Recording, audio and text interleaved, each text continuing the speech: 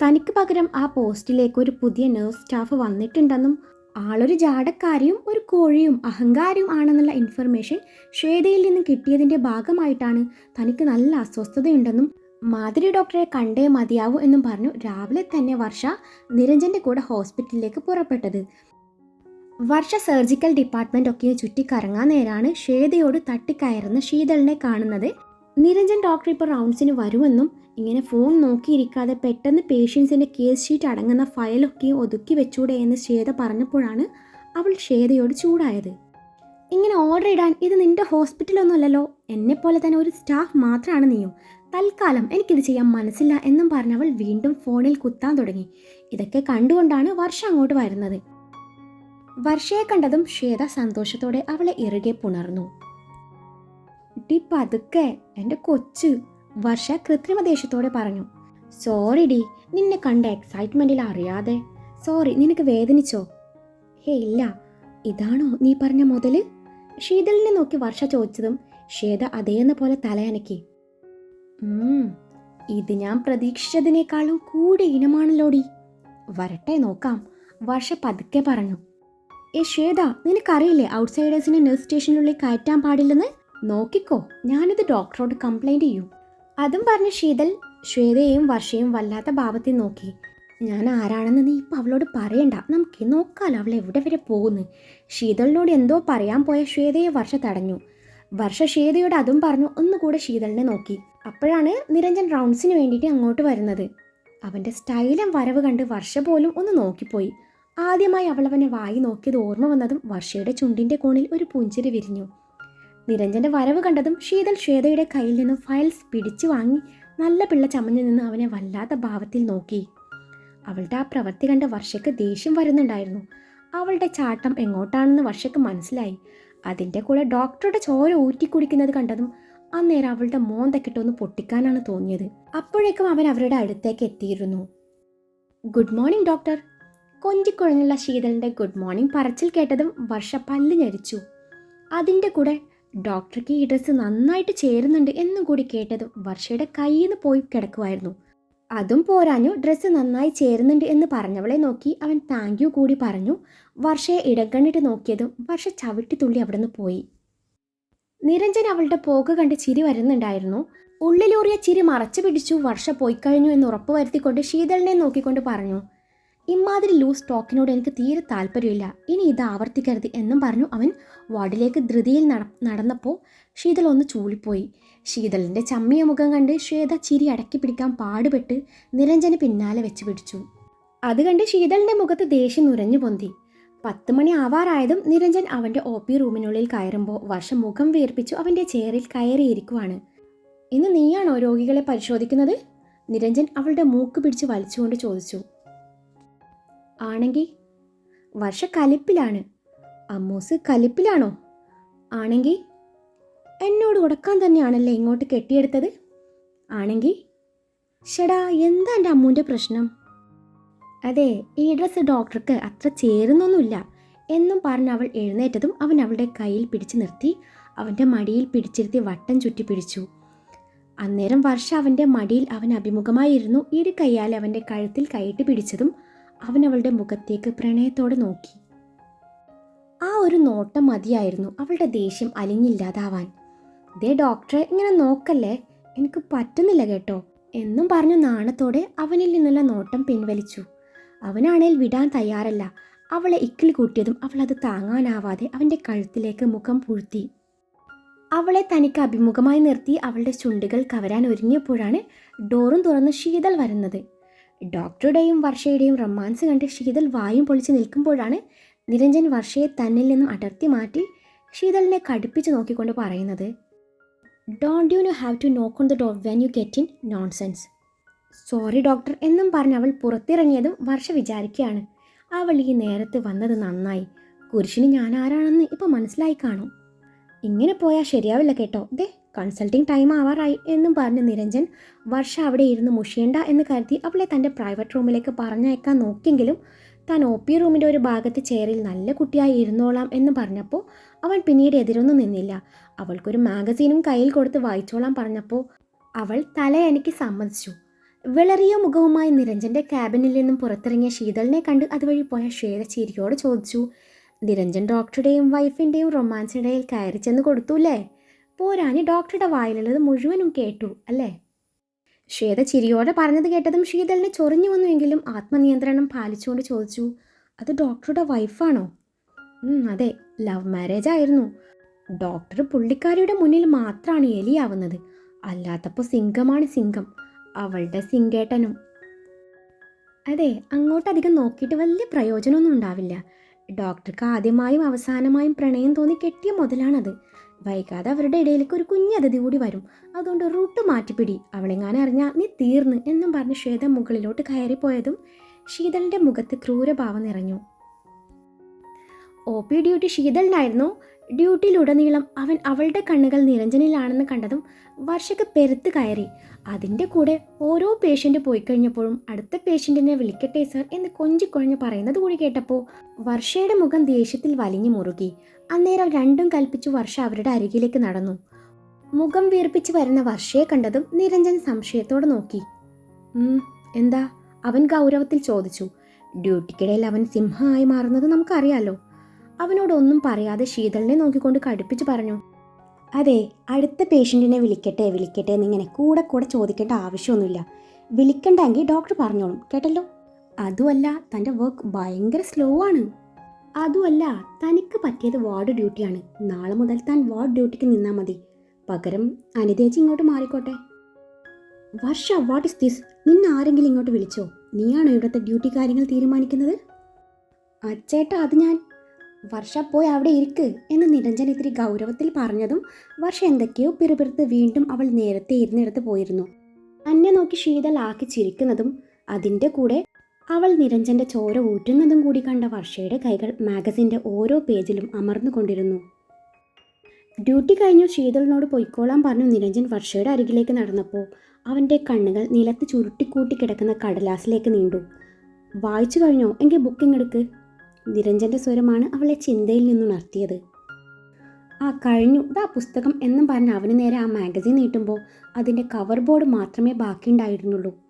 അയ്യോ, ഇതിൻ്റെ പേജൊക്കെ എവിടെ പോയി എന്നും പറഞ്ഞവൾ അത് തിരിച്ചും മറിച്ചുമൊക്കെ നോക്കി. അപ്പോഴാണ് അവൻ്റെ കണ്ണുകൾ പോയിടത്തേക്ക് അവളുടെ കണ്ണുകളും നീളുന്നത്. നിലത്ത് കിടക്കുന്ന ബുക്കിൻ്റെ പേജുകൾ കണ്ടതും അവൾ ഇതെങ്ങനെ സംഭവിച്ചു, ഞാൻ ഓർത്തെടുക്കട്ടെ എന്നും പറഞ്ഞു ഓർക്കാൻ ശ്രമിച്ചപ്പോഴാണ് അവൾക്ക് കാര്യം പിടികിട്ടുന്നത്. ശീതളാണെന്ന് കരുതി ബുക്കിനോട് ദേഷ്യം തീർത്തതായിരുന്നു കുട്ടി. സോറി, ഒരു കയ്യബദ്ധം പറ്റിപ്പോയതാ എന്നും പ്രത്യേക താളത്തിൽ പറഞ്ഞു. അവൻ്റെ കയ്യിൽ ആ കവറും വെച്ച് കൊടുത്ത് ഞാൻ ഇത്തിരി വെള്ളം കുടിച്ചിട്ട് വരാവേ എന്നും പറഞ്ഞു മെല്ലെ മുങ്ങാൻ നോക്കിയതും അവൻ്റെ പിടി കൈ വീണു. വെള്ളം ദേ ടേബിളിലെ ബോട്ടിൽ കിടപ്പുണ്ട്, അത് കുടിച്ചാൽ മതി. ആഹാ, അന്ന് എന്താ പറഞ്ഞത്? വെള്ളം വേണേ കൊണ്ടുവരണം എന്നല്ലേ? എനിക്ക് നിങ്ങളുടെ വെള്ളം വേണ്ട, ഞാൻ ശ്വേതയുടെ കയ്യിൽ നിന്ന് വാങ്ങിച്ചോളാം എന്നും പറഞ്ഞ് പോകുന്നവളെ കണ്ടതും നിരഞ്ജൻ താടിക്ക് കൈയും വെച്ച് അവളുടെ പോക്ക് നോക്കി നിന്നു പോയിരുന്നു. ഇതേ സമയം ശീതൾ ആരുമായോ ഫോൺ സംഭാഷണത്തിലായിരുന്നു. മറുതലക്കൽ ഒരു പുരുഷ സ്വരം ഉയർന്നു. ഹലോ ശീതൾ, എങ്ങനെയുണ്ട് പുതിയ ഹോസ്പിറ്റലും ജോലിയും? കൊള്ളാം, എനിക്കിഷ്ടായി, ശീതൾ വല്ലാത്തൊരു ഭാവത്തിൽ പറഞ്ഞു. ഹോസ്പിറ്റലോ അതോ ഡോക്ടർ നിരഞ്ജനെയോ? രണ്ടും. ശീതളിൻ്റെ മുന്നിൽ അന്നേരം നിരഞ്ജൻ്റെ മുഖം തെളിഞ്ഞു. എന്നാൽ രണ്ടും താൻ ഇഷ്ടപ്പെടേണ്ട. SM ഹോസ്പിറ്റൽ അതെൻ്റെ സ്വപ്നമാണ്. ഡോക്ടർ നിരഞ്ജൻ എൻ്റെ ഇരയും. എൻ്റെ ഇരയെ കാര്യം സാധിക്കാൻ വേണ്ടി നിനക്ക് എങ്ങനെ വേണേലും ഉപയോഗിക്കാം, അതും താൽക്കാലികമായി മാത്രം, കേട്ടല്ലോ? പിന്നെ ആർക്കും ഒരു സംശയവും ഇല്ലല്ലോ? ഇല്ല സർ, പക്ഷേ ഡോക്ടറുടെ വൈഫ് കാഞ്ഞ വിത്താണ്. അവൾ കൂടെ ഉള്ളപ്പോൾ ഒന്നും നടക്കില്ല. എങ്കിൽ തട്ടിക്കളഞ്ഞേക്ക്. എൻ്റെ ലക്ഷ്യം ശങ്കർ മഹാദേവൻ്റെ അടിത്തറ ഇളക്കുക എന്നതാണ്. അതിനാദ്യം വേണ്ടത് അവന് പ്രിയപ്പെട്ടതൊക്കെ നഷ്ടപ്പെടണം. അയാൾ മാനസികമായി തളരാൻ ഞാൻ വേണ്ടതൊക്കെ ചെയ്യുന്നുണ്ട്. മക്കളാണ് അയാളുടെ കരുത്ത്. ആ കരുത്ത് നഷ്ടപ്പെടണം. നമ്മുടെ ലക്ഷ്യത്തിന് തടസ്സം എന്താണോ അതാണ് ആദ്യം ഇല്ലാതാക്കേണ്ടത്. ആദ്യത്തെ ഇര അവൻ്റെ ഭാര്യ തന്നെ ആയിക്കോട്ടെ, അല്ലേ? ഭാര്യ മാത്രമല്ല, കുഞ്ഞും എന്നും പറഞ്ഞ് ശ്രീധൽ ക്രൂരമായി ഒന്ന് ചിരിച്ചു. എങ്കിൽ ശരി സർ, സാറിൻ്റെ എല്ലാ ആഗ്രഹങ്ങളും ഞാൻ സാധിച്ചു തരും. തിരിച്ചും അതുപോലെ എന്നെ കാണണം സാറേ. കണ്ടിരിക്കും. ഞാൻ നല്ലൊരു പ്ലാൻ ഉണ്ടാക്കിയിട്ട് സാറിനെ വിളിക്കാം എന്നും പറഞ്ഞ് കോൾ അവസാനിപ്പിച്ചു. തിരിയാൻ നേരാണ് പിന്നിൽ നിൽക്കുന്ന വർഷയെ കാണുന്നത്. തന്നെ സംശയത്തോടെ നോക്കുന്ന വർഷയെ നോക്കി ശീതൾ ഒന്ന് ചിരിക്കാൻ ശ്രമിച്ചു. നിന്റെ പേരെന്താ? വർഷ ഇത്തിരി ഗൗരവത്തിൽ ചോദിച്ചു. ശീതൾ.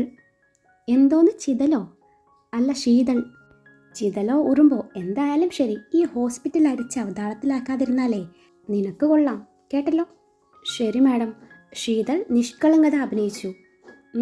പിന്നെ എൻ്റെ കെട്ടിയോൻ്റെ മേലെയെങ്ങാനും നിന്റെ നോട്ടം പോയാൽ നിന്റെ കണ്ണ് ഞാൻ കുത്തിപ്പൊട്ടിക്കും, കേട്ടല്ലോ? ചെല്ല്. അത് കേട്ടതും ശീതൾ നുരഞ്ഞു പൊന്തിയ ദേഷ്യം കടിച്ചമർത്തി നടക്കാനൊരുങ്ങി. ഒന്ന് നിന്നേ. പിന്നെ ശ്വേത അവളെൻ്റെ ഫ്രണ്ടാണ്. ശ്വേതയോട് ഇന്ന് പെരുമാറിയ പോലെ പെരുമാറിയ നിന്നെ ഞാൻ ഡിസ്മിസ് ചെയ്യും, നോക്കിക്കോ. വർഷ പറഞ്ഞതൊക്കെയും കേട്ട് ശീതൾ ഒന്നും മിണ്ടാതെ പോകുന്നത് കണ്ടതും വർഷ വിജയി ഭാഗത്തോടെ തിരിഞ്ഞതും നെഞ്ചിൽ കൈപ്പിണച്ച് കെട്ടി തന്നെ നോക്കി നിൽക്കുന്ന നിരഞ്ജനെ കണ്ടു. അവൾ നന്നായിട്ടൊന്ന് ഇളിച്ച് കാണിച്ചുകൊണ്ട് പറഞ്ഞു, ചുമ്മാ പേടിപ്പിച്ച് വിട്ടതാ. ഇതാണോ നിന്റെ വെള്ളം കുടി? ഞാൻ വെള്ളം കുടിക്കുകയോ കുടിക്കാതിരിക്കുകയോ എന്ത് വേണേലും ചെയ്യും. അതിന് ഡോക്ടർക്ക് എന്താ? എന്നെ അവളുടെ മുന്നിൽ വെച്ച് വഴക്ക് പറഞ്ഞില്ലേ, ഞാൻ പിണക്ക, എന്നോട് മിണ്ടണ്ട എന്നും പറഞ്ഞ് വർഷ മുഖം വീർപ്പിച്ച് നിന്നപ്പോഴാണ് അവിടേക്ക് മഹി ഡോക്ടർ വന്നത്. ഹായ് മഹി, എത്ര നാളായി കണ്ടിട്ട്, സുഖാണോ? സുഖം. പിന്നെ അമ്മു, നമുക്ക് ഒരുമിച്ചൊരു ബിരിയാണി അടിച്ചാലോ? കൂട്ടിനെ ശ്വേതയും വിളിച്ചോ? എൻ്റെ മഹി, അവൾക്ക് ബിരിയാണി വാങ്ങിച്ചു കൊടുക്കണേൽ അങ്ങ് നേരിട്ട് വിളിച്ചൂടെ? അതിനിടയിൽ ഹംസമായി ഞാൻ വേണോ? വേണം, അവളെ പിടി തരുന്നില്ലെന്ന്. എന്തായാലും അമ്മ വന്നത് നന്നായി. എനിക്ക് അങ്ങനെയാലും അവളെ ഒന്ന് കാണാലോ. ഈ ഡോക്ടർ എന്നെ ഇങ്ങോട്ട് കാല് കുത്താൻ സമ്മതിക്കണ്ടേ?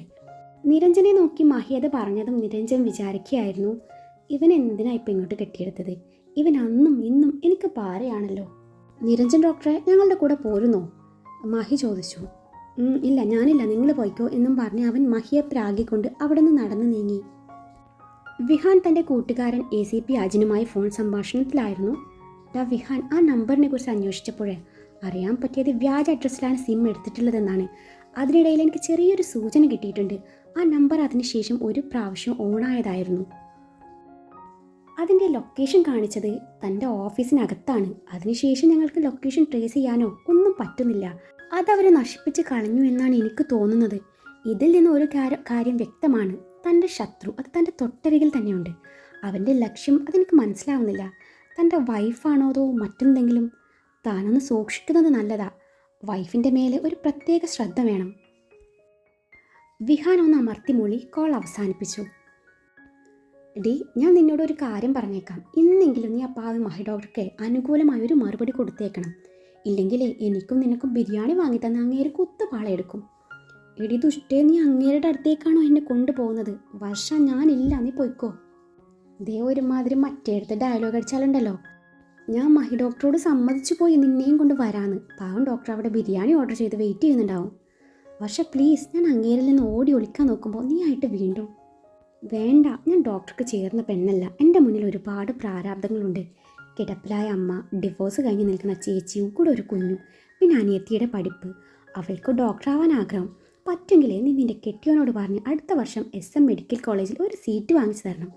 അവളെ ഒരു ഡോക്ടറാക്കി നല്ല രീതിയിൽ കെട്ടിച്ചയക്കണം. അതാണ് എൻ്റെ ഏറ്റവും വലിയ ആഗ്രഹം. പിന്നെ എൻ്റെ ശമ്പളത്തുക കിട്ടിയിട്ട് വേണം എൻ്റെ വീട്ടിൽ അടുത്ത് പുകയാൻ. അതിനിടയിൽ ഈ പ്രേമം, കല്യാണം ഒന്നും നടക്കില്ല. വേണ്ട, ഒന്നും വേണ്ട. എടി, നിനക്കിതൊക്കെ എന്നോട് നേരത്തെ പറഞ്ഞൂടായിരുന്നോ? ഞാൻ അച്ചുവേട്ടനോട് പറഞ്ഞ് നിന്നെ ഒന്ന് സഹായിക്കുമായിരുന്നല്ലോ. അതൊന്നും വേണ്ട. തൽക്കാലം നീ ഇത് ആരോടും പറയണ്ട. നീ എന്തെങ്കിലും കാരണം പറഞ്ഞ് ആ മഹി ഡോക്ടർ ഒഴിവാക്കി വിട്ടേക്ക്. ഞാൻ വരുന്നില്ല എന്നും പറഞ്ഞ് ഒഴിവായി മാറാൻ നോക്കിയ ശ്വേതയെ വർഷ പിടിച്ചു നിർത്തിക്കൊണ്ട് പറഞ്ഞു, ഡി, എന്നാ നീ മഹി ഡോക്ടറോട് തുറന്ന് പറ, എനിക്ക് ആളെ ഇഷ്ടമല്ലെന്ന്. എന്നെ കൊണ്ട് ആളുടെ മുഖത്ത് നോക്കി അങ്ങനെ പറയാൻ പറ്റില്ല. ആൾക്ക് വിഷമാവില്ലേ? ശ്വേത ചെറിയ മടിയോടെ പറഞ്ഞു. അതൊക്കെ എന്തിനാ നീ ശ്രദ്ധിക്കുന്നത്? നിനക്ക് ആളെ വേണ്ട എന്നല്ലേ പറഞ്ഞത്? നമ്മൾ അങ്ങോട്ട് പോകുന്നു, ബിരിയാണി കഴിക്കുന്നു, തിരികെ വരാൻ നേരം നീ പറയുന്നു, ഡോക്ടർ എനിക്ക് നിങ്ങളെ ഇഷ്ടമല്ല. That's all. വർഷ അവളെ ഇടം കണ്ണിട്ട് നോക്കിക്കൊണ്ട് പറഞ്ഞു. അയ്യേ, എന്തുവാടി ഇത്? ബിരിയാണി കഴിച്ചിട്ട് ഇഷ്ടമല്ലെന്ന് പറയോ? എന്നെ കൊണ്ട് പറ്റില്ല. എങ്കിൽ ഇഷ്ടമാണെന്ന് പറഞ്ഞോ. പോവിടുന്ന്. ഞാൻ പറഞ്ഞില്ലേ, ഡോക്ടർക്ക് എന്നേക്കാൾ എത്രയോ നല്ല പെൺപിള്ളേരെ കിട്ടും. നിന്റെ ഡോക്ടർ അത്രയും വരില്ലേലും മഹി ഡോക്ടറും അത്യാവശ്യം ചുള്ളം തന്നെയാണ്.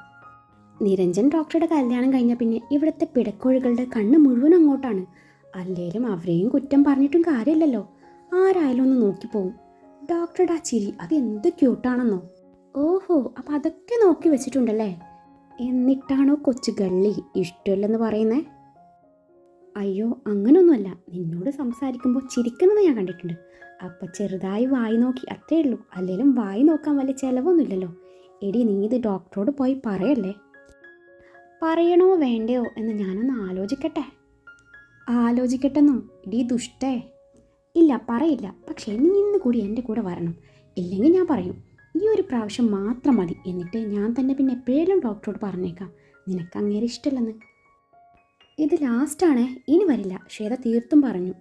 ഓക്കേടി മുത്തേ, സമയം എന്തായി എന്ന് നോക്കട്ടെ. 4 മണിക്ക് മാതിരി ഡോക്ടറുടെ അപ്പോയിൻമെൻ്റ് എടുത്തിട്ടുണ്ട് എന്നും പറഞ്ഞ് വർഷ ഫോണിൻ്റെ പവർ ബട്ടൺ ജസ്റ്റ് ഒന്ന് പ്രസ് ചെയ്തപ്പോഴാണ് തൻ്റെ ബിരിയാണി പാഴ്സൽ ചെയ്യാൻ പറയണേ എന്നും പറഞ്ഞ് കുറച്ച് മുന്നേ മഹി ഡോക്ടർക്ക് വിളിച്ച കോൾ കട്ടായില്ല എന്ന നഗ്ന സത്യം വർഷ തിരിച്ചറിയുന്നത്.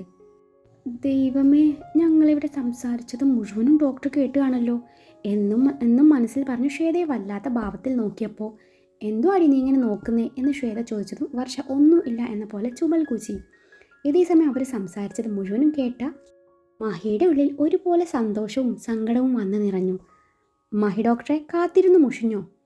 വർഷ അതും പറഞ്ഞൊരു ചെയർ വലിച്ചിട്ട് അവിടെ ഇരുന്ന ശേഷം അവിടെ നിന്നും പരങ്ങുന്ന ശ്വേതയെ കണ്ണുരുട്ടി നോക്കിയിരിക്കാൻ പറഞ്ഞു. മഹി വർഷയോട് സംസാരിക്കുന്നുണ്ടെങ്കിലും നോട്ടം മുഴുവനും ശ്വേതയിലാണ്. അത് മനസ്സിലാക്കിയ ശ്വേത അവൻ്റെ നോട്ടം പാടെ അവഗണിച്ചു. എങ്ങോട്ടോ മിഴികളൂന്നിയിരുന്നു. ഇതേ സമയം ഇരുവർക്കിടയിൽ താൻ ഒരു കട്ടുറുമ്പാവുന്നില്ല എന്ന് കരുതിയ വർഷ നിരഞ്ജന് കോൾ ചെയ്യുന്നത് പോലെ ആക്ട് ചെയ്ത് ഇല്ലാത്ത കാരണം ഉണ്ടാക്കി ധൃതി നടിച്ചു തൻ്റെ ബിരിയാണി പാഴ്സൽ വാങ്ങിക്കൊണ്ടുപോയപ്പോൾ ശ്വേത താനിനി എന്ത് ചെയ്യും എന്ന പോലെ ഇരുന്നു. പരവേശവും ചമ്മലും നാണവും അതിൻ്റെ കൂടെ വർഷയോടുള്ള ദേഷ്യവും പരിഭവവും കുഞ്ഞു സങ്കടവും എല്ലാം കൂടി അവിയൽ പരുവത്തിലായതും അവളുടെ മുഖം വിളറി വെളുത്തു. അന്നേരത്തെ മഹിയുടെ നോട്ടം താങ്ങാനാവാതെ ശ്വേത അവിടെ ഉണ്ടായിരുന്ന വെള്ളം ഒറ്റ വലിക്ക് കുടിച്ചു. ശ്വേതയുടെ പ്രവർത്തികൾ ചെറുചെറിയാലെ നോക്കിക്കാണുകയായിരുന്നു മഹി. അപ്പോഴേക്കും ഫുഡ് എത്തി. മഹി തന്നെയാണ് അവൾക്ക് ഫുഡ് വിളമ്പിയത്. കഴിക്ക്. അവൻ്റെ സ്വരം കാതിൽ പതിഞ്ഞതും ശ്വേത കൊത്തിപ്പെറുക്കാൻ തുടങ്ങി. ഈ വായ്നോട്ടം നേരത്തെ ഉള്ളതാണോ അതോ ഈ അടുത്ത കാലത്ത് തുടങ്ങിയതാണോ? മഹിയുടെ ചോദ്യം കേട്ട് ശ്വേത ഇയാൾ എന്താ ചോദിക്കുന്നത് എന്ന പോലെ നോക്കി. അല്ലെങ്കിലും വായി നോക്കാൻ ചെലവൊന്നുമില്ലല്ലോ അല്ലേ? മഹി ശ്വേതയെ നോക്കി പ്രത്യേക താളത്തിൽ പറഞ്ഞു. ഈ ഡയലോഗ് ഇത് ഞാൻ എവിടെയോ, അയ്യോ ഇത് ഞാൻ നേരത്തെ വർഷയോട് പറഞ്ഞതല്ലേ, ഇതെങ്ങനെ മഹി ഡോക്ടർ അറിഞ്ഞു എന്നും ചിന്തിച്ചു കൊണ്ടിരിക്കുന്ന ശ്വേതയുടെ നെറുകയിൽ ഭക്ഷണം കുടുങ്ങി.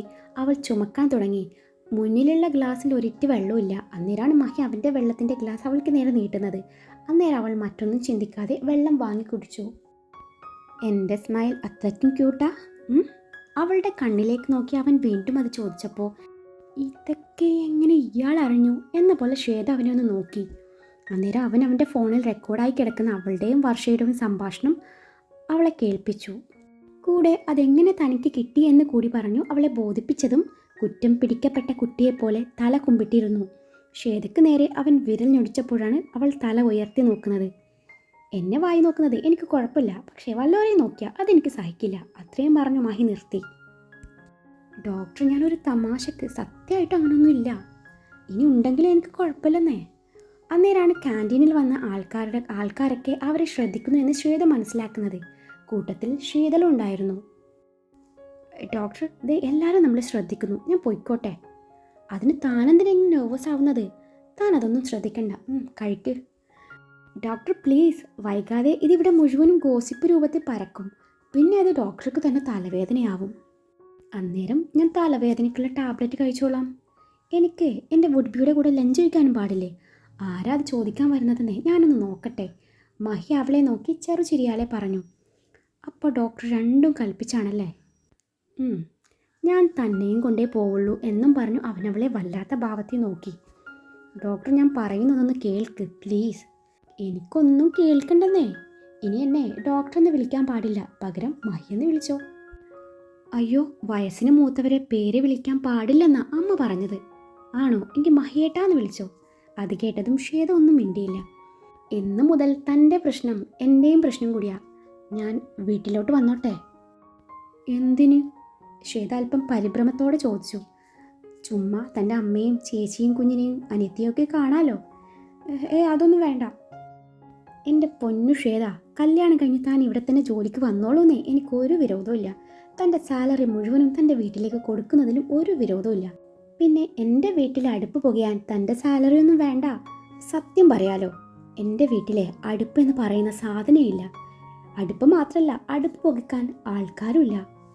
അപ്പോൾ അമ്മ? എനിക്ക് അമ്മയോ കൂടപ്പിറപ്പുകളോ ആരുമില്ല. അച്ഛനും ഇല്ല. അവരൊക്കെ നേരത്തെ എന്നെ ഇട്ടേച്ച് പോയി. പിന്നെയുള്ളത് വയസ്സായ അച്ഛനും അച്ഛമ്മയാണ്. അവർ തറവാട്ടിലാണ് ഉള്ളത്. വല്ലപ്പോഴും വന്ന് ഫ്ലാറ്റിൽ താമസിക്കും. സ്വന്തമാണെന്ന് പറയാൻ എനിക്കധികം ആരുമില്ല. പിന്നെ സ്വന്തമായിട്ടുള്ളത് സ്നേഹം കൊതിക്കുന്ന ഈ ഹൃദയം മാത്രമാണ്. അവിടേക്കാണ് ഞാൻ തന്നെ ക്ഷണിക്കുന്നത്. അത് പറഞ്ഞപ്പോഴേക്കും അവൻ്റെ കണ്ണുകൾ ചെറുതായി ഈറനണിഞ്ഞിരുന്നു. അന്നേരം അവൾക്ക് എന്തോ നല്ല വിഷമം തോന്നി. പിന്നീട് ഇരുവരും മൗനത്തെ കൂട്ടുപിടിച്ചു ഭക്ഷണം കഴിച്ചു. അന്നേരം ശ്വേതയ്ക്ക് അവൻ്റെ സ്നേഹം നിരസിക്കാനോ സ്വീകരിക്കാനോ പറ്റാത്ത അവസ്ഥയായിരുന്നു.